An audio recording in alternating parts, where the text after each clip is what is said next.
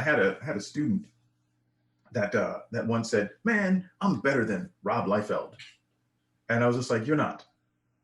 You're not." Hmm. Says you got to be on audio now. There he is. Okay. Hi, Brian. How are you? Oh, I'm doing great, man. How you guys doing? Doing good. Thanks for being here, both of you. I really appreciate it. Oh, no, pleasure's all ours, man. Awesome. So, I guess if you guys don't mind, we can go ahead and get started then. Oh, yeah, jump in. Awesome. Okay, so welcome to the Artist Experience. Our guests today are writer Doug Wagner and artist Brian Stelfreeze.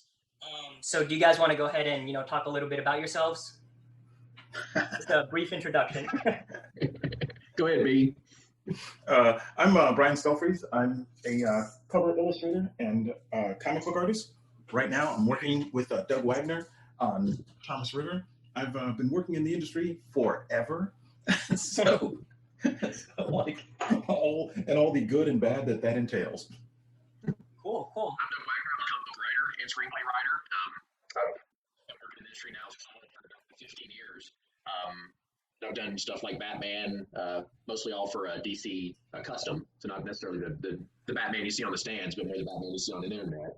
And done plastic and hard place for image. And then I'm obviously, like Brian said, I'm working with Brian on the new Thomas River comic. And yeah, that's it. That's cool. So first question, I guess, is how did you guys first get into writing and Well, I've been drawing kind of all my life. In fact, I can kind of credit comics to getting me started. I mean, when I was a little kid, looking at comics, that was just something that was immediately fascinating to me. I kind of started off copying the stuff that I saw in comics and drawing superheroes all through grade school, middle school and high school. And eventually I kind of got into doing illustration work. So that's kind of how I got started as an illustrator. And then I kind of like doubled back to get some unfinished business and got into comics. And the first thing I did was a little tiny independent comic that I did pretty much for free. But because I did that work, it got in front of Denny O'Neil at DC Comics at the time. And that was kind of my first start with doing like comics for the big two. Gotcha. I think that's pretty common in the industry, right? You start out with a smaller title or something and then kind of get your foot in the door. Oh yeah. I mean, the cool thing about it is that used to be the way to do things. Today's comics industry is a little bit different. There's about 100 other options that you can take to get in the industry, but it's generally start on something small and work up to something big. That big might end up being Marvel or DC, but in today's world, that big might be even your own project. Gotcha. Makes sense. Doug, do you want to chime in how you got started? Yeah, I think I'm interested to see what Ryan's going to say about this, because I think as creatives, it's not how did you get into it. I think it's when did you realize. I wrote from the time I was like 3 or 4 years old. Like I would create stories constantly. I would write stories on a typewriter because I loved using a typewriter. Did that all the way through high school, and then when I hit 17, I went, you know what? I think I'm a writer. And so like it was just like the day that comes along where you're like just like, you know what, yeah, I mean I've been doing this my whole life, and I mean even to this day I daydream constantly. That's how I come up with stories and stuff. And then obviously when you discover that you're that, then everybody tells you not to do it because it's a horrible career path, which it is. It's horribly difficult. And at 25 I got my first comic with Malibu Comics, that Marvel bought out at the time, and that's why the book never came out. That kind of threw me in a tailspin for a couple of years, and then back in 2014, Kevin Gardner, who's the president of 12 Gauge, got together with me, and then we got together with Brian and Cully Hamner, and we decided, hey, let's just do our own comic, because I was not having any luck breaking in. Yeah. It just became, finally, it dawns on you at one point, like, why am I waiting for somebody to give me work? How about I just create my own work? And so from a writer's perspective, that was kind of the path I walked. Yeah, and the interesting thing is that exact same project kind of was born from frustration. You had Doug saying, if I can't do stuff for the big two, why don't I do my own thing? But at the same time, Doug and Kevin listened to the rest of us complain about doing stuff for the big two. and they were like, hey, why don't you do your own thing with us? So that's kind of how that worked out. Cool. Yeah. I mean, like me personally, I do a bit of both. I draw my own characters and stuff, and then I try to like write and come out with like stories for them as well. But I think the biggest thing for me is like I'm good at coming up with like big ideas, but how do you kind of break it down to like stories, like specific dialogue stories where it's like issue by issue. You know, like I have a whole arc plan, but that's like easy compared to, you know, writing the entire story. You know, so Oh, dude, what you're talking about is a secret ingredient. You know, the real like the interesting thing is that when the dream of comics becomes a 9 to 5 job. You know, when you can, because everything beyond that is just a dream. It's just like, oh, I've got an idea. yeah. That's fun to think of this idea. Yeah. But and there was something, and I think it was Robert McKee that said it. But what you see in the movie industry, and I think this also applies to the comic book industry and novels and everything like that, it's not the best stuff that can be produced. It's the best stuff that got finished. So what you have to do is you have to understand that you need to sit down and do the work. And if you're a creative person, you're going to feel bad about the work you do. But the secret is to just do it anyways. You know, even though you're hating everything that you're putting down on the page, it doesn't count until it touches the page. Yeah, the execution of it is honestly, like Brian said, is the secret ingredient. It's the toughest part of the entire creative process. I think everybody has at least one great idea in them. The problem is executing it. Like we've all can sit here and talk about all the bad movies and TV shows and comics we've read. Yeah. And I'll bet you money everybody involved in the beginning of that process thought it was a great idea. Yeah. And the interesting thing is they did it. Like there's too many friends of mine that aren't in the industry that are, I can tell you, better as far as doing a picture is concerned than a lot of the people in the industry. But they will probably never get in the industry because they don't sit down and simply do the work. So if you're having kind of problems like, oh man, how do you go from the big idea to getting it down on the page, you know, one page at a time? Don't worry about that. Just do it. Just do it. Don't think. Do it and just plan on failing. You know, and don't try to learn before you do it. The learning should happen during the autopsy after you've examined the dead body. So, I mean, it's kind of similar to like people who want to learn an instrument, right? Everyone wants to be like the guy that's like super good at piano or whatever, but there's like hundreds of hours that goes into the craft and learning it and developing it and failing, like you said, and then growing. Oh yeah. And the cool thing about it is a lot of those people that are just these savants. They failed when they were 2. When they were 2 and 3 years old. So people expected them to fail, and their failures didn't look like failures, but they got all that stuff out of the way pretty early on. And I think the problem is when you're a little bit older, and I think there's this whole thing of like, oh, well, once you're a certain age, it's you can't do it. I don't think that's true. I think once you get to a certain age, you're a lot more self-conscious and a lot more critical of your own work. I was lucky in that I was drawing my whole life. So when I was a kid, I didn't realize I was terrible. I have evidence of that now. You know, I can look back and I can see the work that I was doing, and clearly I was terrible. But the cool thing about it is when I was a kid, I wasn't really thinking about the quality of the art. I was just making noises and doing explosions and kind of having a good time. And I think as an adult, you have to get rid of that analytical thing and bring that passion of just doing it.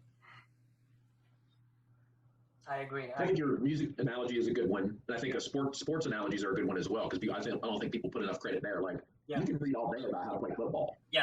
Running out there and catching football is totally different. And so until you do that, you're not going to be good at it. You have to do the work. I agree. And I think, Brian, you brought up something interesting, which was there's a lot of good ideas, but the execution is a major part of it, right? So I've seen a lot of movies and like books and stuff where people are like, man, that's a really good idea, but it was still a bad movie, you know, like what about it? Like, so. But the cool thing is they still get the credit for the good idea because they did it. You know? That's really the tough thing about it is just and I struggle with it, and Doug struggles with it, and every creative person. I mean, that's just a universal kind of struggle that we have. But the toughest thing, and what I find is I have to drag myself to the desk.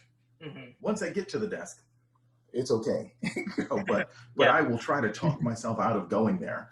And I think everyone else has the same issues. So if you're struggling with that, then just fail. You know, just gotta go. Let me get this failure over with. You know? I mean, you guys are both like professionals in the industry, right? So, when it becomes a 9 to 5, instead, when it turns from a hobby to a 9 to 5, does it feel like a chore a lot of the time then, or? Oh yeah, yeah. I mean, to me, it feels like a job. You know, it feels. I mean, I've had regular jobs before, and doing comics kind of feels like that. The only time it doesn't feel like a job is when you're in the creative, like thinking about it. When Doug and I are throwing ideas back and That's the forth, funnest part. that's awesome.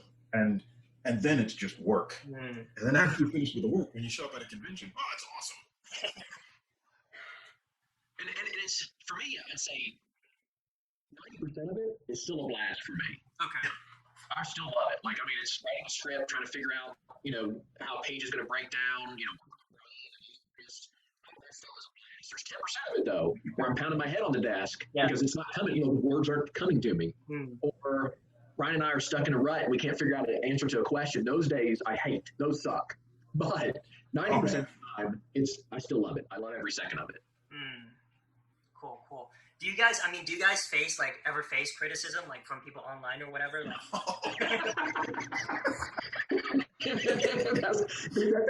That's like daily. That's like Daily, nonstop. How do you handle that? That's it.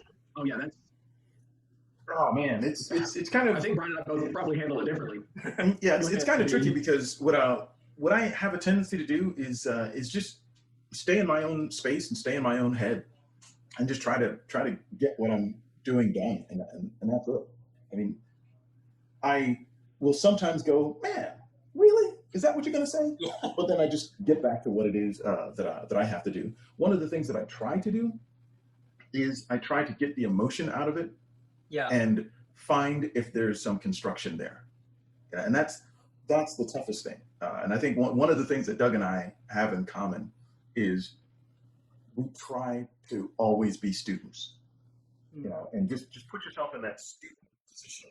And if somebody says you suck, then you can sit back and go, well, that's not instructive. Yeah.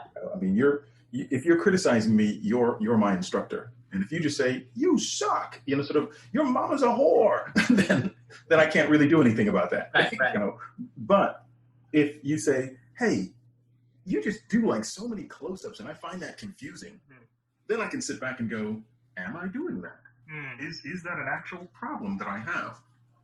And then it opens you up to change. One of the reasons why I do conventions is not specifically to get compliments, but to see what people are reacting to, and if they're reacting to it in the way that I want them to react to it. So criticism is an important part of that.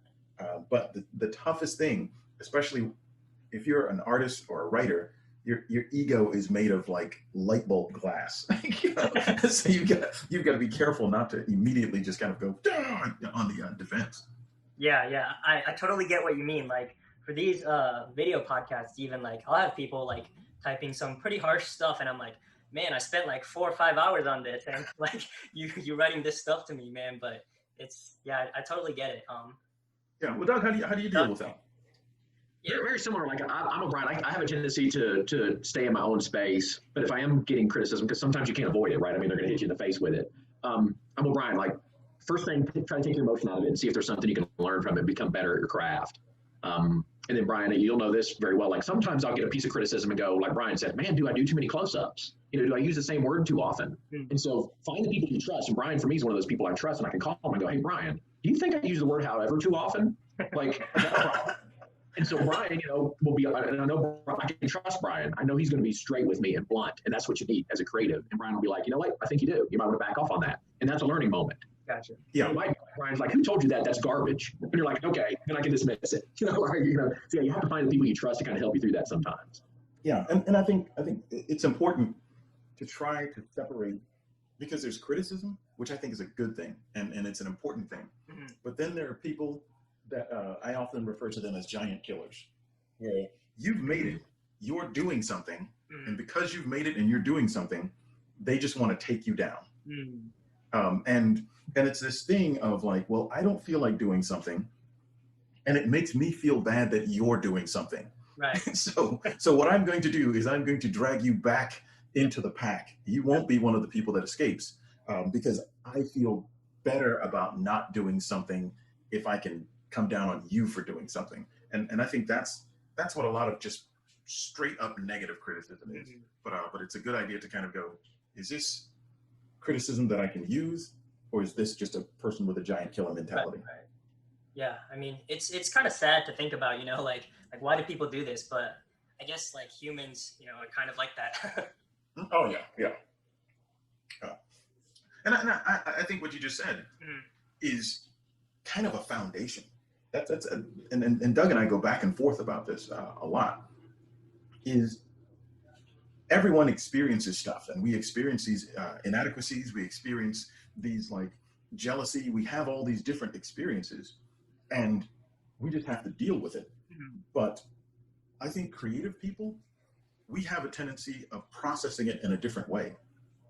You know, Mhm. we're not only able to record, but we're able to take that information and do playback with it. Mhm. And I think our like experience of a problem or seeking a solution is what we create. And it's just like that's the struggle. You know, if you have a sense of righteousness or a sense of right and wrong, Yeah. that comes through in your creative work. And that's what Doug and I are trying to do. Is we'll see something that kind of bothers us, or we'll see something that excites us, Yeah. and somehow we'll shift that into the metaphor of a story. Mhm. So it's almost like a story that kind of has to be told. Yeah, yeah, yeah. And I think the cool thing about it is that's what people who aren't creative come to us for, Mhm. because we're going to process the stuff. We're going to take all this noise and we're just going to reorganize this noise and give them something that they can understand. Right. That's our value, I think, in society, is that we can kind of go, well, let me explain this to you. Yeah. Awesome. Awesome. Moving on to another question. This is a pretty straightforward one. What's like the favorite run or title that you guys have worked on? Oh, man. I don't know if you guys are allowed to say, or maybe Well, pop. it's kind of like, to me, that's kind of tricky. That's honestly one of those. So, which one of your kids is your favorite? You know, I kind of go, well, clearly that's Billy. I don't love Dave. I think it's all, for me. It's different things for different reasons. But if it's just plain old ordinary fun, I gotta I have to say Valkyrie. I mean, Valkyrie was just one of those. We're not trying to cure cancer. We're just having fun.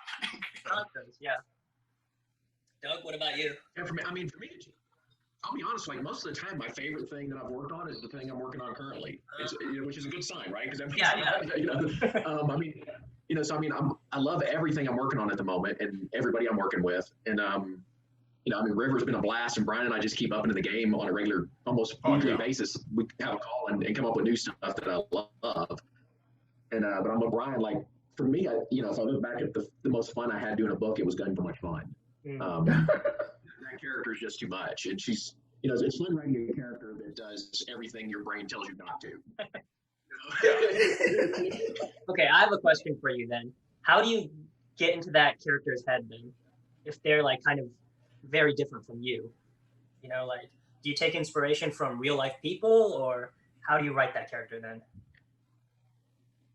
I think this might be telling a little too much about myself. I'm going to throw it out here and see if you guys agree with me or not. I write the character that speaks to my head that I don't react to.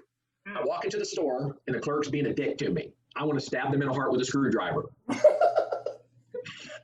My brain tells me not to do that, but Lacey does it. Yeah. So, that's how I handle that kind of character, because there's that voice in my head that says stuff like that I go, that's a bad idea, Doug, don't do that. And so when you're writing that kind of character, like you put yourself in that situation and go, okay, what would I do? Yeah. Okay, what is my anger like? Because I think everybody has that side of them that they don't let out. And it's like, well, with Lacey, you just let it out. Like you let it go. Just no filter, just let it run. And the cool thing about that is when Doug kind of creates or writes a character like that, and it comes to me, my thing is not just creating a cool looking character, but doing a portrait of that idea. Mm. You know, so because I think there's something to when you look at a person. I mean, there are times when someone just walks by you and you just kind of look at them and just go douche. You just there's something that just automatically like sends your antenna up, Yeah. and tells you everything you need to know about that person. Mm. And sometimes it's negative, sometimes it's positive. And when I get characters like that from Doug, I'm trying to do a portrait of that character. Mm. I don't think about, oh man, these weapons would be cool and this kind of suit would be cool. Mhm. What I think is, you know, like especially with someone like Lacey, Mhm. my immediate thought was, I want you to look at this character and be absolutely attracted to this character, but your radar is going off in the background, going, "Watch out! there's something going on here." You know, so that's where her knee brace comes from. You know, that's where her like black spiky tips on her hair comes from. Is those are things that are flaws that should subconsciously say something's not right here. You know, so it's just like that to me is the fun. Is Doug is coming up with these crazy characters, and for me it's just like, okay, how would this person look? You know, what kind of person is like this? Okay, gotcha. Let me ask you guys something then. How much back and forth is there usually between you guys when you guys are making the characters, the story? How much back and forth is there usually? Oh, way too much. Yeah. way too much. Yeah, it's I mean, sometimes we have 5-minute discussions about something small like a knee brace, and then we have 3-hour discussions on something as simple as hair tips. Yeah, and the cool thing about all that is that Doug and I are both kind of creative but reactionary. So we'll discuss the character, right? And that discussion inspires Doug to write something. And then when I see what Doug has written, then I'm like, oh, screw that discussion we had. Yeah. I'm going to go this way. And then when it comes back to Doug, Doug then puts another spin on it. So we're always kind of creatively sparring with each other and challenging each other and just, having fun on a ride. It's like, sometimes I feel like when I get something from Doug is saying, I dare you. It's just like, oh, okay. That's how it's going to be. Then I'm going to come at you, bro. So how is it usually then? Like Doug will come to you with a character, you'll draw a version of like what's in your head, and then you'll go back to him, and then he'll tell you, well, maybe do this, and then you'll do another version, and then is that like happens every time, or? Yeah, well, what generally ends up happening is the character just gets sort of tweaked. The character just starts morphing, and I don't think that's in either of our controls. It starts morphing into something that more fits like what the story's asking for. So it's just like, and the nice thing is when I'm working with Doug, Doug never works more than an issue ahead of me. Okay. And the cool thing about that is I would probably be bothered by that with anyone else because I want to know way in advance exactly what's going on. And if I can get the entire miniseries written, even better. Right. But I know that Doug is waiting around the corner to jump me. I know he's basically kind of going, well, let me see what he draws. And then once Doug gets like, when I get deep into the first issue, then Doug is off to the races, sort of on the second issue. So he's reacting to what I've drawn. And I think the nice thing about it is it makes us both kind of behind the scenes and in the audience at the same time, and it's just a really fun process. I don't think we've ever created a story or a character the same way twice together. Like sometimes Brian comes to me with something, or sometimes I come to Brian with something, and you never can tell what it is. I mean, there's been times when Brian's drawn something, and I go, "Man, that's a cool tattoo. What does it mean? Or what if that was on, somebody from Brazil?" And then next thing you know, we've got a character, and there's a whole story built around this whole thing. And sometimes I'll come to Brian and say, "Hey, I had this idea of, new tires on a car," and the next thing you know, we're writing a science fiction novel. There's no formula we used to do it the same way twice. Yeah, and something that I think is a really great example is with Thomas River.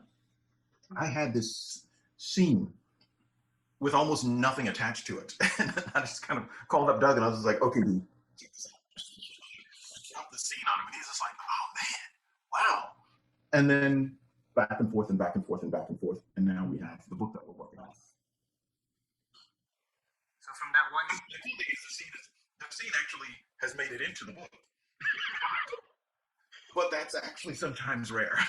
Yeah, there have been times where we've like built scenes into the book when we're talking about it, but those scenes never end up in the finished book or anything like that. I mean, Doug. It's just really organic. Right. Gotcha. I have a question for Doug. So when you're writing these stories, right, you write the issue. So how often do you check back with Brian then? Is it like you write the issue, right? And so Brian comes back to you with a page, or do you check after he's done with the whole issue, or how does that work? But usually, with Brian and I, we work fairly closely. So, like, I'll hit him with a script and then get any notes he might have, because he might have changes and stuff. He's like, oh, I've got a better idea for this. And I'm like, yeah, let's work on that. And then he'll send me layouts, and then we kind of go over those together, because he's like, well, hey, I'm making sure that, I'm telling the story you want to tell as well. And so we go back and forth on the layouts, and then he kind of starts doing once we got the layouts down, he goes straight to the inks from there. And then I'll take those and go, okay, well, does the dialogue that I wrote initially still work for this scene or not? So then I have to go back through, and I usually polish all the dialogue. So, it's a very back and forth. Like, Brian and I work really closely together on everything.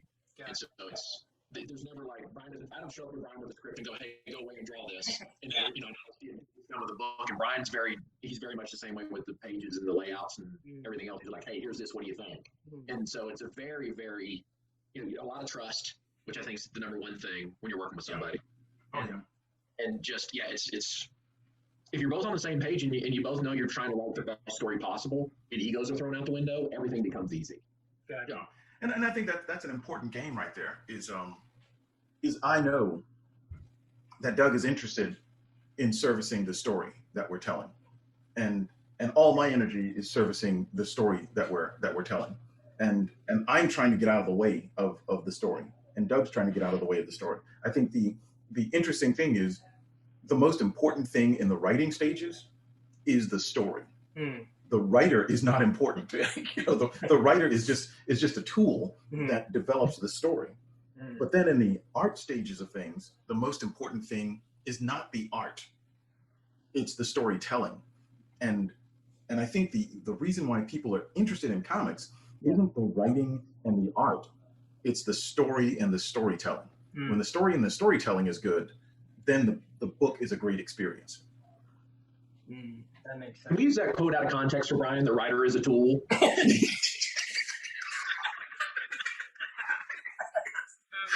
don't want to put that at the top of the article. I'll make that Brian Stelfreeze. But yeah, I mean, I totally agree. Would you guys say that's a common practice within the industry to have the writer and artist work so close to each other, or would you guys say like you guys are kind of a special case, or has it changed over the years? I think we're a special case because the way that Doug and I work is not efficient. It's not a smart way of doing things, and we're prone to in the last minute going, hey, before you get to that scene. So it's just like it's just not good. And I think when you work at particularly Marvel and DC, oftentimes the writer goes off and writes the book, and then the artist goes off and draws the book. And I've done work at Marvel and DC and never had a single conversation with the writer. Wow. And that feels a little weird to me, but that's more efficient. Because they have like deadlines and stuff, right? That they have. Well, yeah, they have hard deadlines, and for them, it's more like the Ford Motor Company. You don't want the guy that sort of puts on the wheels talking to the guy that puts on the manifold. That's going to slow down production. Gotcha. You want this guy to just. It's a factory. Yeah. And I'm not saying that you can't create interesting stuff. Yeah. It's just a different thing. Gotcha. Yeah, so don't work the way we do. It's not efficient. Yeah. In fact, the cool thing is we don't work the way that we do. We change it up a little bit every time. I've heard various stories about that. I think I read somewhere that I don't know if you guys know the issue of Ant-Man where Hank Pym hits his wife, right? And so that was apparently what I read was the artist and the writer had a miscommunication, right? So the writer wanted it to be kind of like an accident, but artist drew it like a wrong way, and they had to get it by the deadline, So a lot of people didn't like that. So I mean, I guess that's kind of stuff that can happen if they aren't on the same page, right? Oh yeah, yeah. Yeah, and a lot of times editors will go out of their way to make sure that the teams are separate. That Why is that? You don't. Because, like I said, Speeding it up. it works more efficiently That's if the work is going in one single direction, rather than, oh, I've written this and now the artist has said this, so now I have to go back and change the writing, and now I have to do this. So it's better to just write it. Now you go off and write your other book while the artist is working on this, and hopefully they never talk to you. Wow. Cool. Do you guys have a title or character that you haven't worked on but you would like to work on? What you got, Doug? I mean, I think Brian and I have about 20 ideas between the two of us that we've talked over that we would all love to do if we can figure out a way to do the time. Now, if you're talking about, classic characters that I haven't gotten a chance to work on that I'd love to, I mean, for me, there's always going to be a special place for the X-Men because that's was my book when I was a kid. Yeah, same. And then when it comes to I don't want. I know it's going to sound weird. I'm not sure I'd agree to write the big guys anymore, like Batman, Superman, Wonder Woman. I think those kind of terrify me at this time. I would rather you give me somebody nobody cares about and let me develop that character into something maybe people like. Okay. Yeah, and I totally back you up on that. And I think one of the things that's interesting is, in order to have longevity in this industry, you have to maintain somehow being a fan. And because of that, I'm still a fan of the Marvel and the DC characters, and it's there have been times in this industry where it's my fandom that's kept me in. It definitely wasn't the money because it wasn't there at various points in my career. But there's stuff, and I'm with Doug. It's like I want to do that Flash story. Yeah, I want to do that. I got lucky early in my career because I got to work on Batman, and I got to work on some X-Men stuff. But now those second, third tier characters are the characters that I find much more attractive, and quite frankly, I think to a certain extent they're a little bit underdeveloped. Yeah. Whereas Batman story, the best Batman story, has already been told. So you're not gonna do that. You're not gonna do the best Batman story. That's done already. But you might be able to do the best Hawk and Dove story. Interesting. I mean, I'd also imagine, just because with those big names, Batman, Superman, X-Men, they've got such a large fan base. It's probably a lot of pressure for you guys to. Oh yeah. Yeah, pressure, and there's a weird expectation also, which I think is not good, because in order to do something good, you have to do something a little bit different. Yeah, I agree. But then that thing that's different, if you don't thread the needle on that, then people are going to be just angry with you. It's like, like to me, like one of my favorite books of all times is The Dark Knight Returns. But man, that is a risk. You're doing something that irrevocably changes Batman. It just so happens that he nailed it. So it's just like that's kind of a tough game. And if you do that and you miss, then you will suffer the slings and arrows. Yeah, especially writers. They get I've seen it a lot where because it's so tough where writers have to, readers want something new, but they also don't want something too new a lot of times, because every reader wants something different, right? Some readers want something that's completely different, and then some readers are like, no, I just want the characters to stay the same and do the same thing. So it's a tough job. Oh yeah, ask Milli Vanilli about that second album.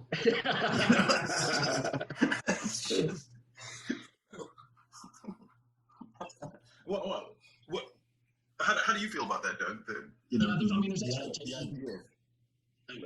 wanting new. Yeah. But if you change it too much, then they get mad. Yeah. I think they want something unique and they want something different.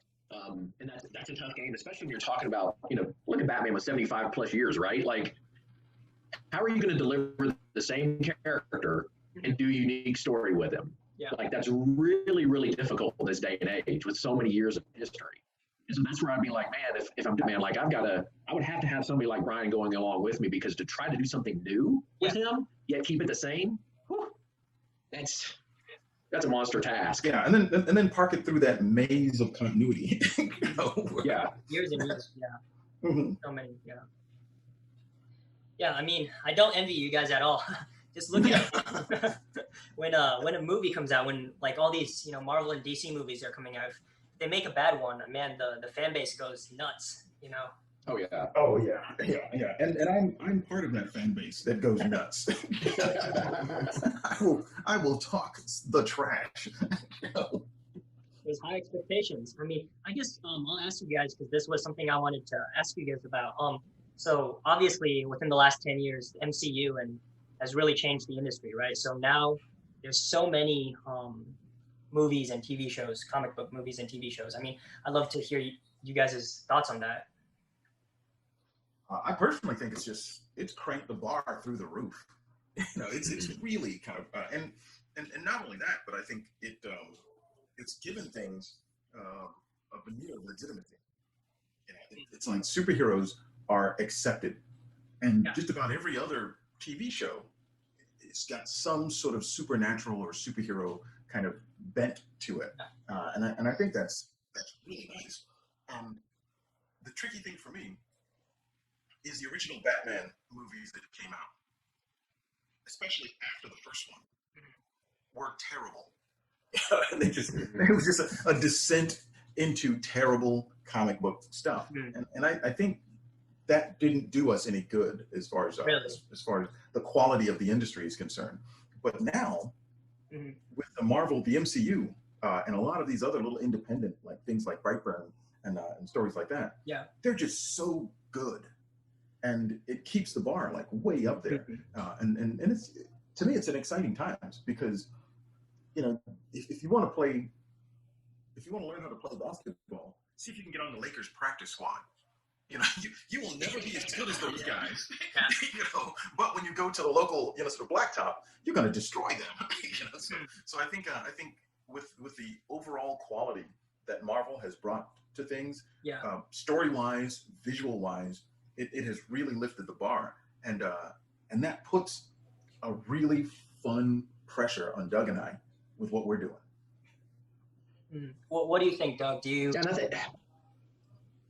I mean, how do you write the Thor comic book after Ragnarok? Yeah. Like, if you're the writer on that book, are they going to let you duplicate the kind of goofy, almost stupid Thor in the book and heavy metal? Go heavy metal on that? Yeah. And like Guardians of the Galaxy, I mean, I know there's fans of the original books, right? Yeah. I'm not one of them. But the first Guardians of the Galaxy movie, magnificent. The first one's great. How do you follow that if you're writing the comic book? And what they did with Captain America, the Marvel movies, you're never going to make a better Captain America than that, ever. He's perfect. Yeah, without a doubt. So, yeah, I mean, so even if you are writing, let's say you get lucky enough and you're working on Captain America as a creative, even if you show it to people, they're going to compare it to the movies, right? So, if your comic's not at least in that same realm of good, you're going to look like a dumbass. I mean, there's no way around it. Yeah, you're just going to look like you failed. Here's kind of my concern, though. What I'm thinking is back then, every era, there's different comic book eras, right? So back then there were certain comics, and then after the Comics Code Authority came in, there were a different type of comics, right? They had to adjust, right? And then Silver Age was a little bit darker, and they tackled some more social issues, right? And then so now this age, I would call it almost the cinematic age, right? Where it seems like a lot of new books nowadays are being written, they know they're going to adapt it into a TV show or a movie even before it's written, right? So, I mean, do you guys have any thoughts on that? Yeah, I think that's a really tricky place to be in. I think the age we're in now, rather than describing it as, I mean, there's certain guys like I think someone like Mark Millar, who's just fantastic at the big idea. Yeah. And all of his big ideas seem like they're big comic book, not comic book, but movie ideas. And the comics almost seem like, well, these are storyboards for the movie that will eventually get made. But I think the interesting thing is there's this obvious MCU thing that's happening. That's and Millar is part of that, and all these other Marvel DC things are part of that. But I think underneath that cinema side of comics, there's this independent kind of underground that's happening where you're getting these creators that are experimenting with things, that are doing things completely different. And I think comics, even though we've been doing comics for almost 70 years now, Mhm. people haven't figured it out. So now people are going, hey, wait a minute, I can do this in comics that's never been done before. So we're getting these like really interesting independent comics. Yeah. And I think a lot of the female writers and a lot of the sort of trans writers and all these different artists, these people with different experiences coming in and looking at this medium and going, okay, I can use this medium to express this different thing. I remember when I first, and I think Doug, I think you gave this to me when I first saw Scott Pilgrim. That like blew my head off. I was just like, wait a minute, this guy found new real estate, Mm. In comics. So it was just really interesting. And I think that's what's happening right now. We've got the big cinema side, but we also have this independent stuff. And I think a lot of the visiting fans, the tourists, Yeah, tourist. are more interested in glitzy stuff. As soon as those guys discover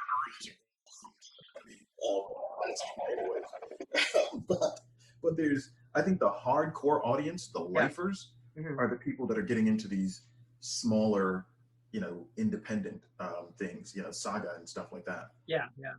Interesting. What do you think, Doug? I mean, do you kind of agree one affects the other like that, or?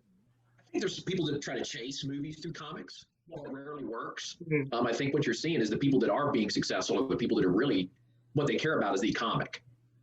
Take the Old Guard, for instance. Mhm. I wasn't writing the Old Guard hoping that it would be a movie. As a matter of fact, that doesn't lend itself well to being a movie. Yet, here you are with Charlize Theron, Yeah. a movie that I loved.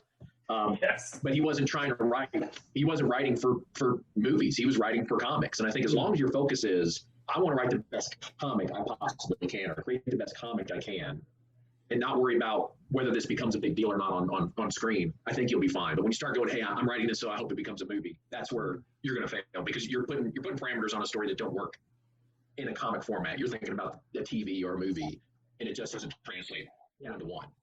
Yeah, and the interesting thing is the story that we're writing, and I think a lot of the stories that Doug and I end up working on, they're almost designed, not almost, but they're designed specifically for comics. The way we're telling the story, Mhm.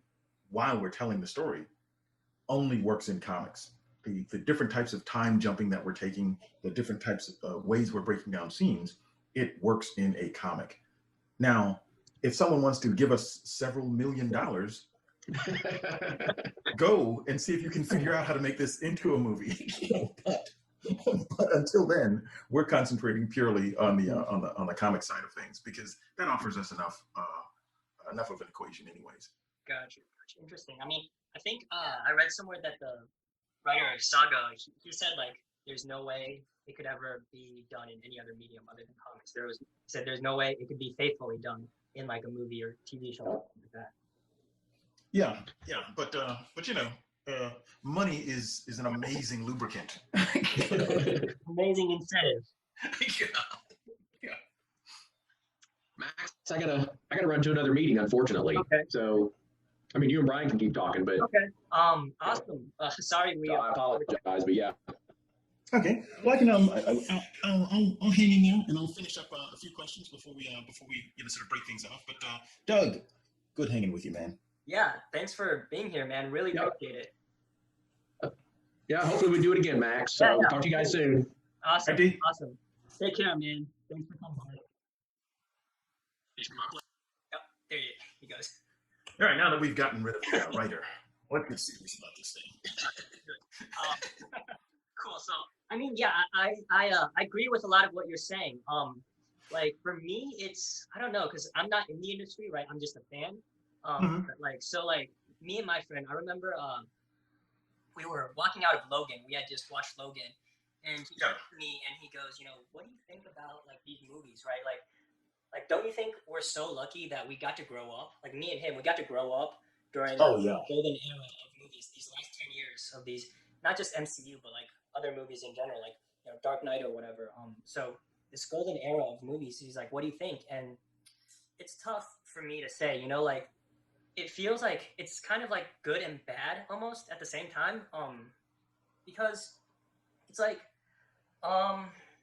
it's great to see stories and characters I like being portrayed in like the big screen, right? It's nice to read them in comics, but to actually see them on the theaters, it's a completely different experience, and I love it, right? Yeah, it is. It is. But on the other hand, I feel like it's gotten.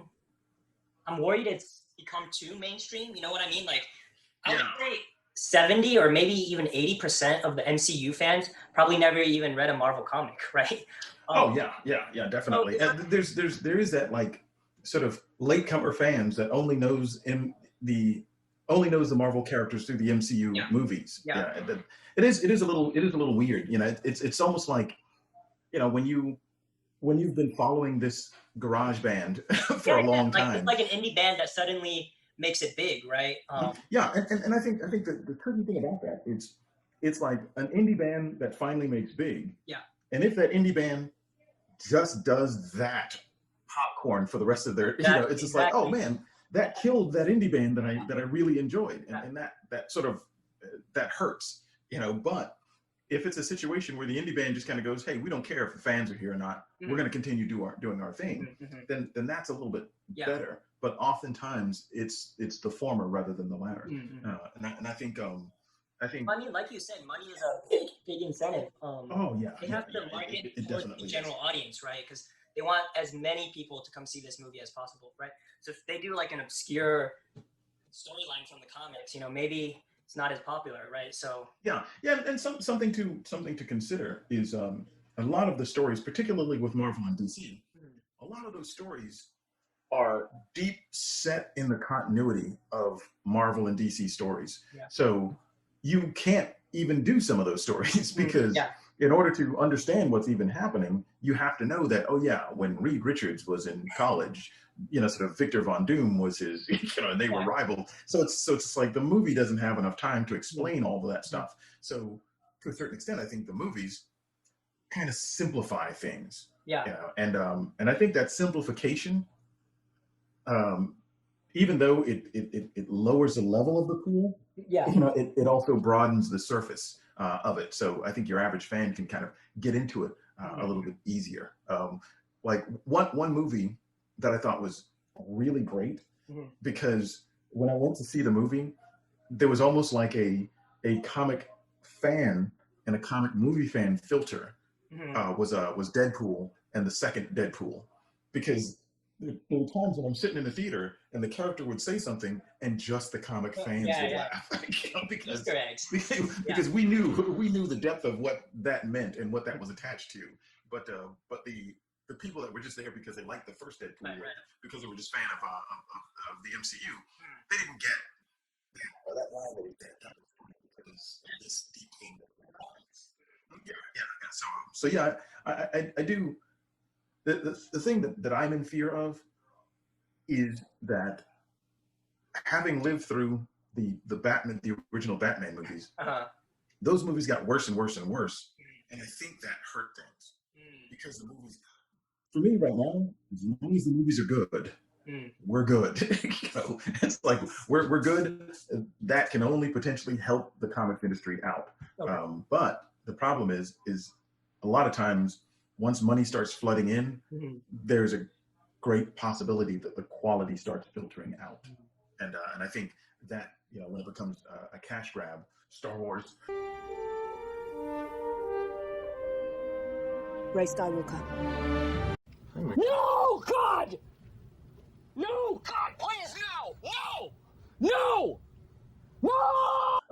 That's when you really have to watch out for this thing that you've loved as a kid getting hurt, because it's just kind of turned into an investment property. Yeah, I agree. I've noticed that. I mean, both of the big two do this, where when they have a new movie coming out, they release a number one of that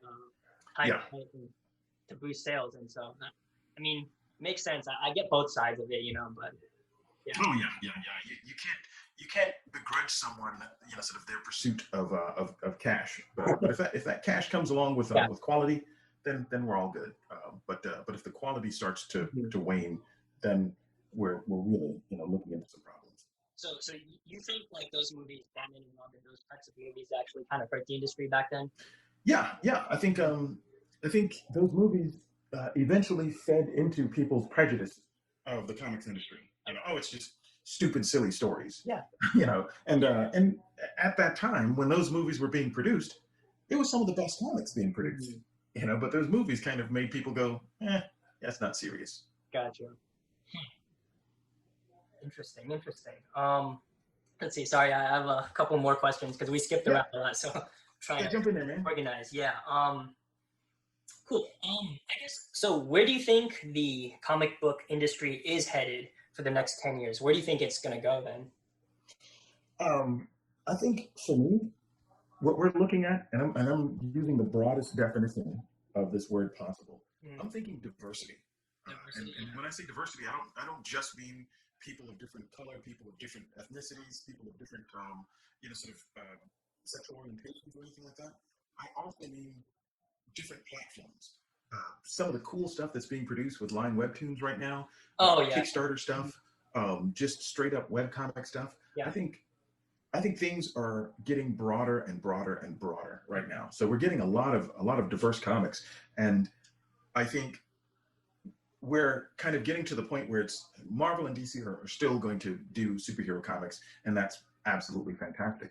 But I think we're going to get comics about a little bit of everything, and that's something that I'm really excited about, because for a creator like me and probably like yourself, not only do you have the big bombastic maybe superhero or sort of supernatural story, but you probably also have the little sort of tiny story, the little tiny story that's just about characters. And the nice thing about it is now you can put that out. If you're willing to put it out as a webtoon, good. If you're willing to maybe do it as a web comic and then collect it as a Kickstarter, or a lot of the book companies now are doing like a lot of cool YA stuff. So, so I think the people in the industry are diversifying, and I think the industry itself is diversifying the way they produce comics. Okay. Yeah, I mean, and I think it's really exciting. It's an exciting time. Yeah. And what's neat about it is because of this, and we saw this happen. I think the first big creative thing that this happened to was movies. Yeah. You had the big studios, and they were the only people that were really seriously producing movies, and you had some of these really tiny independents doing just weird movies that no one cared about that much. But then when the studio system fell, it became about the creators rather than it being about the studio. And then the same thing happened in music. It became less about the record label and more about the individual artist. And I think the same thing is happening now in comics. Okay. Can you clarify what do you mean by the system fell? Well, the big studios, the way that the movie industry worked is you had Universal, MGM, and if MGM would do MGM movies, and all of the actors in MGM movies worked for MGM. Yeah. They had MGM contracts, and the neat thing about it is they would go, okay, we're gonna get this actor, and then we're gonna put them through Poise School, and they're gonna take acting and singing and dancing lessons on the MGM studio lot. And when we feel they're ready to do a movie, we'll put them in a film. So it was all much like how Marvel and DC used to be. If you wanted a job at Marvel and DC, so it was like really interesting that the movie studio system worked like that for a while, and then after a while, a number of actors and directors just kind of went, well, I'm not going to sign that contract. I'm going to work for anyone I want to. And then it became less like films would be advertised as an MGM movie. But then because that system started to kind of fall, it became about this director or about this actor. And that's how the industry is now. No one cares that it's Sony or Fox or anything like that. What people care about is, hey, is Ryan Reynolds in the movie? Is Martin Scorsese directing the movie? So it's about the creators and less about The the studio. movie studios Okay, themselves. gotcha. And the music industry used to be about, oh, this is Stax Records, this is RCA Records, and it was the record company was more Right. important than the artists themselves. But then after a while, that kind of fell apart, and it became really much more about the artist, the individual artist. And now you've got somebody like Dre, who can just release something on YouTube, you Yeah. know, and get a popularity from that, and then do a tour. Lot more.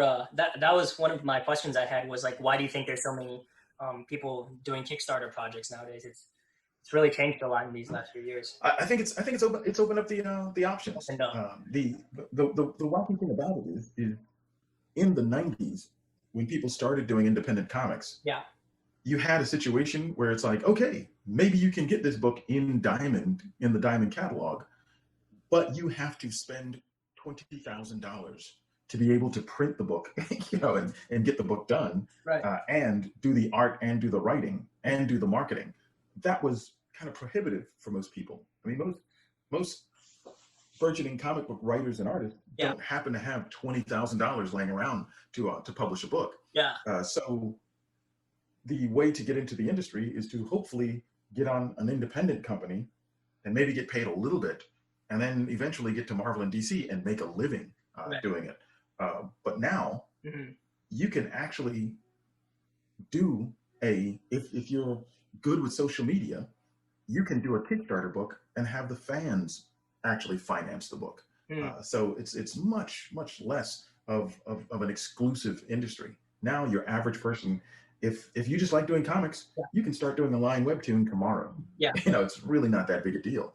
If you want to do a short story, it costs you nothing to get like a GoDaddy web space and just start producing your own little comic, and then using Facebook and Instagram to bring fans to that. So it's a lot easier to get in the industry. It's a little bit more work to make a living at it, but it's possible. Gotcha. Yeah, I mean that was one of the things I wanted to ask Doug before, but which was like breaking into the industry, right? And you brought it up, and it's something when I go to Comic-Con, I always talk with the artists and writers, like, you know, like I have some ideas, my own characters, and I have an idea for a storyline for X-Men, right? And so like, how do I, you know, break in, right? Because I'm nobody right now, you know, Marvel, I can't just like reach out to Marvel and, you know, talk to them or anything. But I think like a lot of them say like, do your own indie book first and let them see your own talent first, and then you can get some recognition and get your foot in the door. Yeah, there's and we kind of touched on it a little bit earlier, but there's a couple of things that's going on. One, it would be awesome if you were great. You know, if you were just absolutely fantastic. If you're just the most amazing artist that anyone's ever seen, or if you're the most amazing writer that anyone's ever seen. But another thing that would be awesome is if you can do the work, if you can produce the work, and that is a different thing altogether. In fact, given the choice, an editor would rather you be productive than great. If you're productive and good, that trumps great all the time. And one of the things that I always tell people is do an independent comic book. Doesn't matter if you're getting paid or not. You know, if you've got enough energy, if you're enough of a self-starter to work with a company that's a fly-by-night company that's going to produce the book, do it. If you're a writer, sit down and write a comic book and experience just how difficult, how fun, how arduous that is. And what's cool is if you do that and you still want to do it again and again and again, then you belong in the industry. There's like way too many people that I know that are under the impression that one day, you know, even though they don't work on any pages and they don't do anything and they haven't written a script or anything like that, they're hoping that somehow Steve Marvel is gonna get their phone number and call them up and say, I hear you're fantastic. I'm going to offer you a job. And they think that they're going to put down, you know, sort of the Nintendo Switch and like start producing pages of Spider-Man. It's just like, that's not gonna happen. I think the important thing is if you're willing to do the work without getting paid, then getting paid to do the work will be a bonus because you're already doing the work. You've already worked through all the bugs of starting up.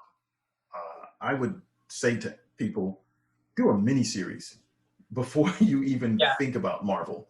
Before you even think about DC, do an entire 3-4 issue miniseries, and at the end of that 3-4 issue miniseries, you will have worked out most of the problems that you're going to have, and you will be able to go back and prototype all the failures that you've had, and really turn yourself into a fully fledged comic book artist, comic book writer. Because as a writer, they're not going to give you a lot of time.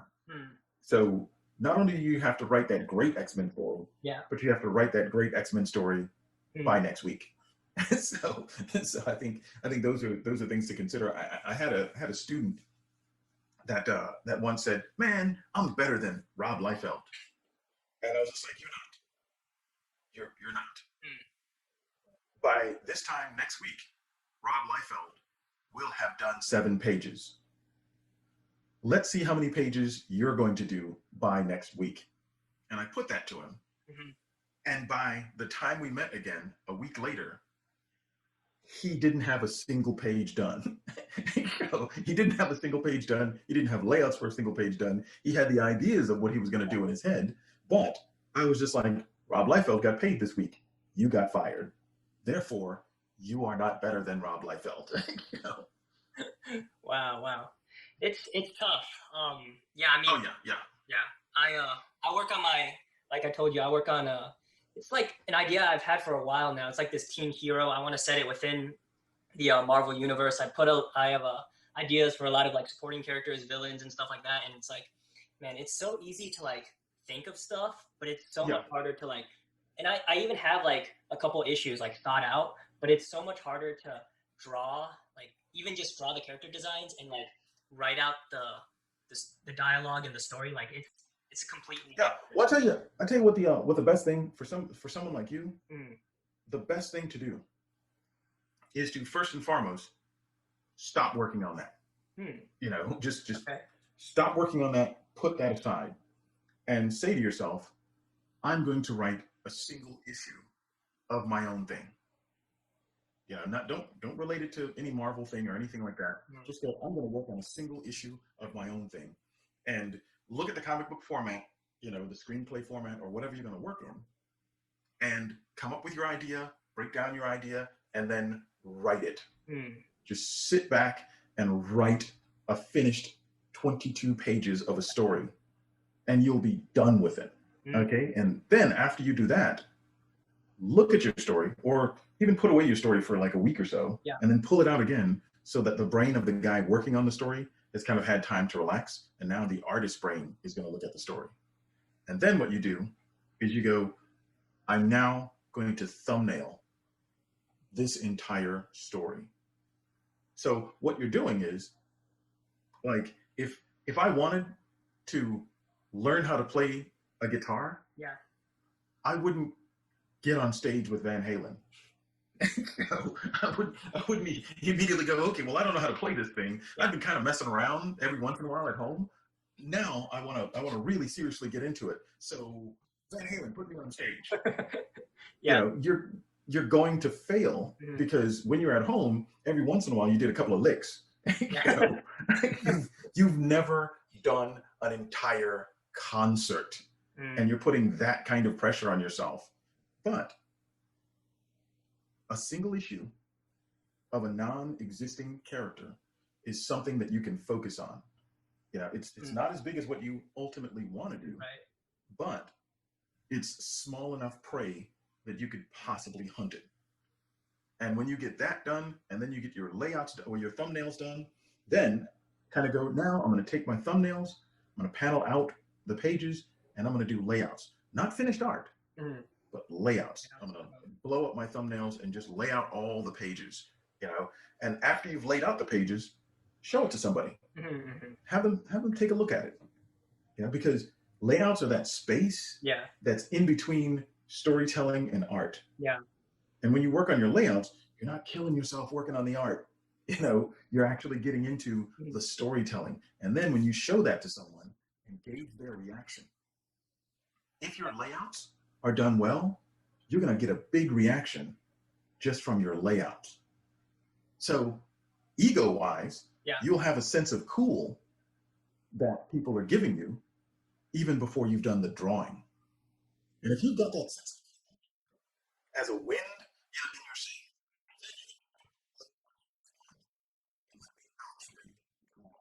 page one. And just do it as an exercise where you just kind of go, I'm going to sit down and do this. I'm going to force myself to do this. Probably not going to be happy with the results or anything like that, but I'm going to do it. And then I'm going to do the next page and the next page and the next page. And you know what? It might take you, a few months, but what's awesome is at the end of it, you will have done the work. You will have forced yourself, sometimes having to put a gun to your head, you will have forced yourself to do the work. And that's going to be the hardest book you've ever done. The awesome thing about it is every other book that you do is going to be easier than that one. It's just that you have to take the prescribed steps to get through that one before you take on this giant kind of Marvel thing that you're doing. And the nice thing about it is when you're finished with your book, if you're happy with it, publish it somewhere. If you're not happy with it, toss it in the trash can. and then do something else. But the most important thing, like in the learning process, one of the things that I would always tell my students, there's like learning, which is kind of an academic exercise where you're thinking about comics, you're thinking about drawing, you're thinking about writing. And then there's the practicing. You're doing little sketches, little thumbnails, little character pieces, little things like that. That's really important. But then that third leg is doing. And I think a lot of times people get stuck in the two, of, oh, well, let me just think about it. I'm going to intellectualize, and I can feel myself becoming a better writer, and I can feel myself becoming a better, sort of artist because I'm thinking about it. I'm going to study the styles, sort of Travis Charest, and I'm going to look at some of the work of Otomo. It's cool, but until you do it, it almost doesn't count. The learning, the practicing, that stuff is cool, but the stuff that really counts is the actual doing. And I got to tell you, man, with someone like you, I can tell that you're pretty excited about sort of doing it. I mean, clearly you are a comics lifer. that you're going to be interested in this for the rest of your life. Yeah. Sorry about that, man. But the nice thing about it is you need to move yourself out of the space of someone who thinks and talks about it into the space of someone who does it. Okay. Because even if you do it poorly at first, the feel of having done it is gone. So then you'll do it again and you'll get a little better. And you'll do it again and you'll get a little better. Take a look at Brian Michael Bendis's independent stuff that he started off with. It's interesting, but it's terrible. But now the guy's like, sort of throwing force lightning. So prepare yourself to kind of take that journey. I think a lot of people have a bad, and when I say a lot of people, I include myself in this, have a bad habit of wanting to play with Van Halen their first day. Don't put that kind of pressure on yourself, man. It's just like just do some stuff. And not only do something on your own that if you don't like it, you won't feel bad about just tossing it in the trash can. But if you put yourself under the pressure, and there's an editor, Will Moss, that I worked with at Marvel.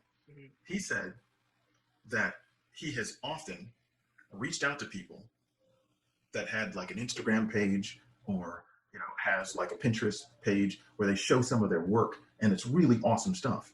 And he said he's reached out to people and said, hey, let me give you an issue of X. Let me give you an issue of this because I really like your work. And he said 100% of the times they didn't deliver. Wow.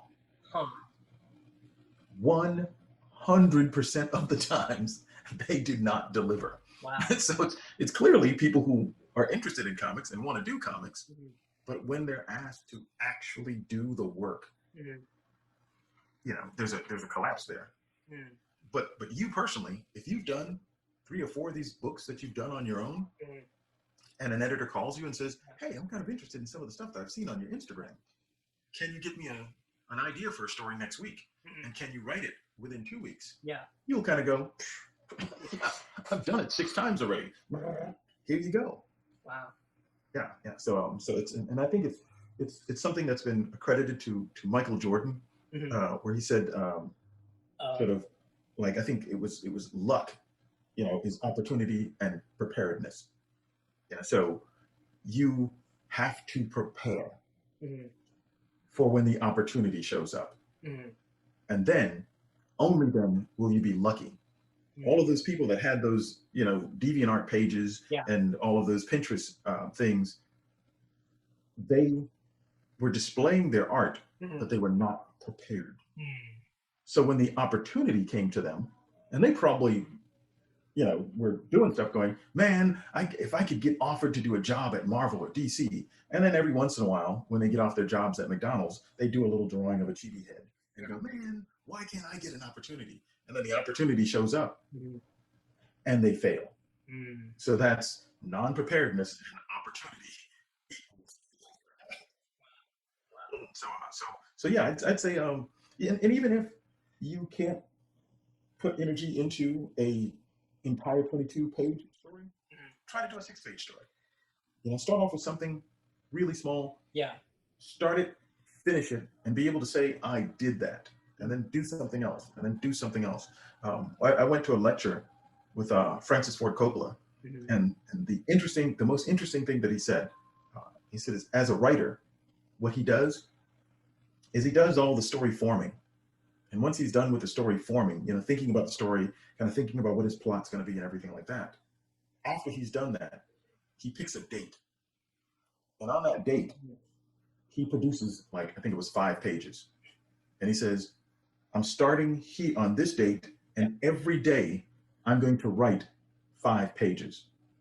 And he'll sit down, write his 5 pages. And when he's finished with his 5 pages, he stops writing, walks away until the next day. And on the next day, 5 more pages, 5 more pages, 5 more pages. And he just keeps doing that. And he doesn't do any more than 5 pages and no less than 5 pages.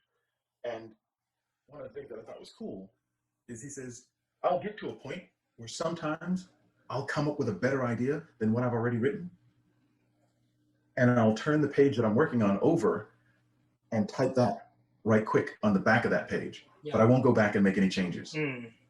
And after I'm finished typing that idea out, I flip the page back over and I finish my 5 pages for that day on the story that I've already formed. And he says he'll keep on doing that until he's done with the entire 120-page, screenplay. And after he's finished with the screenplay, gets the manuscript, puts it in the drawer, doesn't look at it for 2 weeks. And then after he's walked away from it for a couple of weeks, he'll pick the whole thing up, sit down, and read it in one go. And only after he's done that will he then look at those notes on the backs of pages of changes that he should make. But what he's doing is he's making changes to something that's finished. Yeah. Rather than, I can't finish it because I'm making all these changes. Right. So I thought that was really kind of interesting.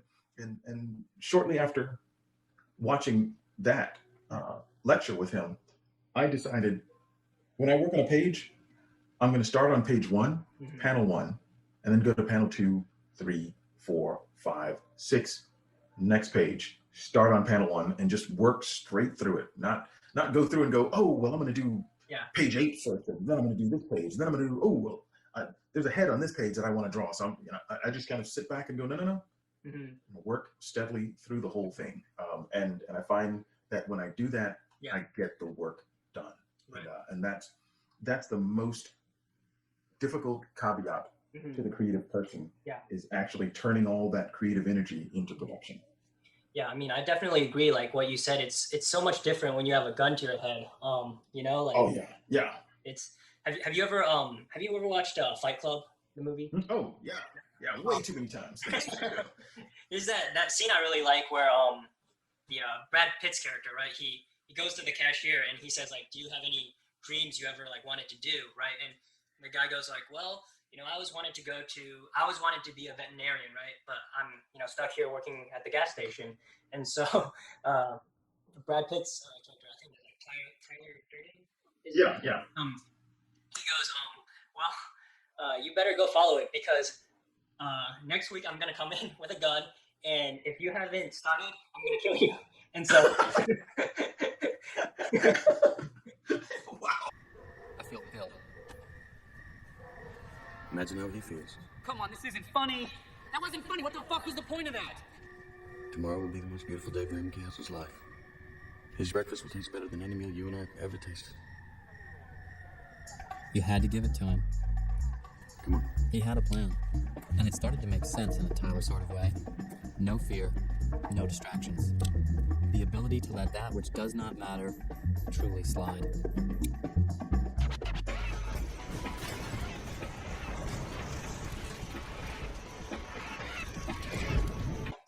That's awesome.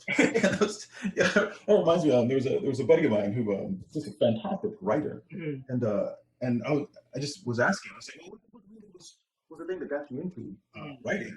And he said, well, I lived in New York, and I was a taxi cab driver, and one day, I'd get back to the shop at lunchtime, and there'd be a bunch of us, and we'd make an order from this like deli. And we're kind of eating and talking about stuff, and there's another guy who was a writer, another guy who was a musician, and they would kind of talk about, hey, yeah, man, this is what we're going to do, and we're going to be chasing these dreams. And he said one day he was listening to what everyone was saying and realized he'd been having the same conversation for the last year. Wow. And he kind of stopped and went, we're taxi cab drivers. That's what we are. Yeah. We're taxi cab drivers. And he holds up his sandwich and he says, and this is a taxi cab driver's sandwich. And he's just like, he said he threw his sandwich on the ground and walked out and said, I am going to start eating writer sandwiches. Just walked out of the place. And I was just like, okay, cool. So it was that attitude of writer or bust, which I think is really kind of cool. But I think the nice thing about someone chasing the industry today is there's a million times more options right now. And not only that, but like we're talking about, the diversity of the industry is really cool right now. So I would definitely suggest, especially for someone like you, if you wanted to think of your own characters, and even if the character starts out as a ghost from the machine, which is kind of cool, because there have been plenty of times where I've been working on this Batman story, and I'm like, oh man, I got this cool Batman story, and Batman does this and this and this and this. And then after a while, I realize, what makes this a Batman story? This is actually not a Batman story. This is an original story. Right. And if I took the ghost out of the machine, if I removed Batman from the story and just say the brilliant detective, my story still works. Right. And not only does my story still works, now that I don't have the limitations of Batman, I can really do some different things with his story. I mean, that's what The Watchmen is. Watchmen is, in my opinion, one of the greatest comic book stories ever told. But it started off as the Charlton characters. And once the Charlton characters were removed from the equation, there's still the ghost of the Charlton characters that are there, but it's a much more interesting story. So if you've got like little stories that you thought of, like, oh man, this would be an interesting Spider-Man story, or this would be an interesting Wolverine story. Right. See, look at your story, take Wolverine out and put a mercenary in. This guy's a knife-wielding mercenary. Does my story still work? Right. Is it still an interesting story? And then write that. And not only write that, but write that drawback. When you're finished with it, decide, well, I've written some garbage and I've drawn some garbage. Perhaps I should retire it into the garbage can. Or kind of go, let me put this online. See if other people would get a kick out of it. And then let me do it again. Let me do it again. Let me do it again. And that is the easiest way to get a job at Marvel. Gotcha. That's gonna be like very easy. Let me throw like a hypothetical out there then. So like, let's say me or someone else, they have these ideas, they write a story with the original characters, they self-publish, right? So then what would their next step be then? Would they reach out to Marvel, or Marvel reaches out to them? Would they be able to say like, hey, I really like Marvel, I want my character to be in the Marvel universe, like can you guys make that happen, or is that like a it would be very difficult for you to do something like that because Marvel would like you to sell their product. You know, that's something that they think would be awesome for them. And if you're working for them and you want to create original characters, hey, great, they would absolutely love that. But like before you get to Marvel, it's a great idea. Like I was very lucky, and it has really paid off for me because I started working at DC, and when I started working at DC, a couple of Marvel editors saw my stuff. So I was invited to come to Marvel. And that's a different thing than you going to Marvel and saying, "Can I have a job?" You know? And if you're producing your own stuff, even if it's just stuff online, if it's interesting and like good enough, you're getting fans, you know, you're kind of communicating with people. Even if you go to Marvel and say, "Hey, can I have a job? I did this." Then the editor has the ability to look at what you've done and go, "Whoa, this guy has produced some stuff." Yeah. Then you got a job. Give him a chance, right? Yeah. But if you show up and you say, "I believe I'm awesome," right? They need. Well, how would they know? Yeah. How would they know? I mean, even when an artist, who can show you a drawing that they've done, can say, "I'm awesome." The question for Marvel and DC becomes, yeah, but did it take you 3 months to do that single drawing? We can clearly see that you're awesome, but we want you to do that right there every week, 7 times a week. so even with an artist that you can obviously see that they're awesome, an editor still can't completely trust that artist. And with a writer, whoa, it's like you're taking a serious risk. So I would say to everyone interested in comics in general, but you know, big two mainstream comics specific, do a lot of your own stuff, and it doesn't matter if you draw it or not. You know, draw the stuff, produce the stuff, because an editor can then have a body of work to turn to. A lot of these people that I instruct, you know, they're kind of like, yeah, but if I do work for this independent company, they have a tendency not to pay people. They have a tendency to screw people. And I'm like, are they going to produce the comic book? Because if they produce the comic book, especially if they produce a miniseries, then you have a body of work that you can point to and say, I did this. And if it's you with that body of work and the guy next to you that has 5 pinups, you're going to get the job. So the first company I worked for didn't pay me anything. But the work that Denny O'Neil saw was the work I did for that company. So technically, they paid me a career. You know? It's like if you really think about it, me not getting paid is really a small price to pay for getting in at DC with Denny O'Neil doing Batman. So it's just like I'll take that risk every day. So I think that kind of mentality is really important. Is just force yourself to get the work done.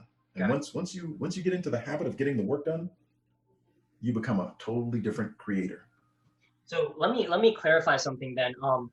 Is it Marvel and DC? When you work under them and say you create a character, right? So they always own the character, right? It's always okay. They will always. Yes, they will always own that character. If it's an original character that you create, particularly if you create an original character for a series or something like that, then what ends up happening is there's this weird little thing that they called incentivize. Yeah, so it's kind of strange in that some of the creators of like Sandman and all that stuff, they are incentivized with the character. So even though the character entirely belongs to Marvel and DC, Marvel or DC, what ends up happening is that creator is always attached to that character. And if that becomes a movie, then that creator will actually get a little bit of, and they don't call it royalties, they call it incentives for the movie. So if you create like a huge Marvel character and they make it into a movie, then hey, you know, brother gets paid again. Cool. Oh, so that's how it works, huh? So I mean, I guess like if you go the indie route, then you get to keep ownership, but then your character doesn't get to play in the sandbox with the other ones, right? So Yeah. That's exactly how it works out. But I think the nice thing about it is once you sort of get yourself out of the head of I've got this character, yeah. and more in the head of I am a creator, then it's not that big a deal. I mean, if Marvel wants me to create a character for them tomorrow, boom, let's do it. If DC wants me to redesign someone's costume, hey, I'll do that, and that stuff is a lot of fun. But if you have characters that you really think fit well into the Marvel universe, don't work on them anymore. Just park that. Park that until you get a job at Marvel, then bring that out. But work on some disposable stuff. Gotcha. Work on some stuff that's going to be fun, but stuff that you're going to get done, and turn yourself into. You're already a creator. Turn yourself into a producer. I'll do it, man. I'll do it after this, and then I mean, if you and Doug are interested, I'll send it to you guys. Check it out. Dude, definitely send it our way, man. I want to see what you're doing, man. But dude, it has been way awesome, and this is the type of stuff that I love getting into, like deep into the weeds of just the creative process and everything like that. And the nice thing is it sounds like you're way deep into the chase. I'm a legit fan. Digging into it. Right for me. Totally cool, man. But yeah, send us some stuff. Send me some stuff. I will give you some harsh, non-giant killer critiques. Awesome. on what you're doing. But really appreciate you, man. Cool. If you have time, we got 2 more fan questions that from fans online wanted to ask you. Do you have time? Yeah. It's GB. Let's do it. So 2 questions. First is, what was it like working on Black Panther with Coates? And did the past runs affect how you worked on it? Like they asked about Wakanda. Did you research African cultures? Did that influence? Oh yeah. Actually, with Black Panther, I deliberately kind of went, here's what I'm going to do. I've seen the other Black Panther series when they were coming out, and I made it a point not to go back and look at those, mainly because I wanted to go back and look at the first appearance of Black Panther that Kirby did, and allow that to be the major influence on me as far as Black Panther is concerned. And the tricky thing is, when I got hired to do the book, the impression was, okay, we've hired you. When are we going to start seeing those pages? So for me, I was just like, well, you're not going to see pages for like a month. Yeah. Because I need to go away and do some research. The thing that's tricky to me is if you say, Sydney, Australia, a picture comes in your mind. When you say London, a picture comes in your mind. Certain types of buildings kind of show up. And even when you say metropolis, you get an idea of what that is. And when you say Gotham, you get an idea of what that is. Yeah. But when you say Wakanda, crickets. So I wanted to take some time aside and really kind of consider the technology, consider how Wakanda would look, and how I'm going to draw Black Panther. So I took a month aside just playing with that before I started drawing page 1. And definitely all of Africa was my influence on the way that I did Black Panther. I looked at a bunch of different African cultures, a bunch of the way that the fabrics folded and gathered, the jewelry that they wore. And I looked at that and tried to kind of go, how can I have this be part of the technology of Wakanda? And that to me was the most fun. And then taking that and merging that with Jack Kirby, and then filtering that through myself. And it was just a really fun project, because one of the most fun I think you can have in comics is world building. Yeah. And the coolest thing is Ta-Nehisi appreciated everything that I did, and he was, possibly with the exception of Doug, the most collaborative process that you could possibly imagine. So it was just a fantastic experience, and I wouldn't trade it for the world. Wow. So did you I guess talk with any of the people who worked on the movie when it was being developed, or? I talked with the guys doing some production stuff, doing some concept stuff, and actually the thing that was awesome was I got invited onto the team to do concept stuff, but I was really locked into the comics, and I couldn't really join the team. Interesting. I just interviewed a guy who was Tony. He did the storyboards for Black Panther. So Oh, sweet. yeah, it was a good one. Yeah, it was. I like the movie a lot. It was a good movie. That's fantastic. Absolutely amazing. Awesome. And then one last question, I guess. They were asking about the Nightwing costume. When you were developing that, like what was that like? And then a lot of artists later on kind of tweaked it a little bit, made their own changes to it. Like, what do you think about that? Oh, I think it's an organic thing, and everything, it's going to evolve over time. That's one thing that I think is really cool about is comics is one of the only sort of company-owned sort of system where you're encouraged to bring your own style to the table. Mm-hmm. I mean, that doesn't happen in Disney. That doesn't happen in any of even some of the other Warner stuff. Mm-hmm. But like, people want to see your take on the characters. And the nice thing about doing the Nightwing costume is Scott Peterson and Denny O'Neil. I was already in doing covers for them, and they loved the way that I would do costumes and stuff like that. So when they had this Nightwing miniseries coming up, they kind of went, "Hey, we'd like for you to do covers for this, but we'd also like for you to kind of modernize the Perez design." Yeah. And I was always a huge fan of the Perez design, so I didn't want to just go, "Screw George, I'm doing my own thing." Yeah. I wanted to kind of simplify things, modernize it, but keep sort of the essence of what George brought to the costume, and that was kind of my take on things, which was just a whole lot of fun, and it's interesting to see what people have done with it since. But I think the thing that kind of blows me away is how much of the foundational design still remains. So that's just a lot of fun. Yeah, I mean, when I think of Nightwing, like, your design is the one I think of. So yeah. The thing that really blew me away was when I watched again that terrible Batman movie. I want a car. Chicks dig the car. with Robin, in it. I was really kind of like, whoa, that's the Nightwing costume. So that was really fascinating. It's fascinating to kind of, as a comics creator, you do these things, and to see them both in that case and in the case of Black Panther, and with again that terrible Oracle show that was on a while back. It's really cool to kind of go, okay, I'm just designing this little thing, and you don't really think of it having a life beyond what you're drawing, but then to see it, on the TV screen or see it on the big screen. Right.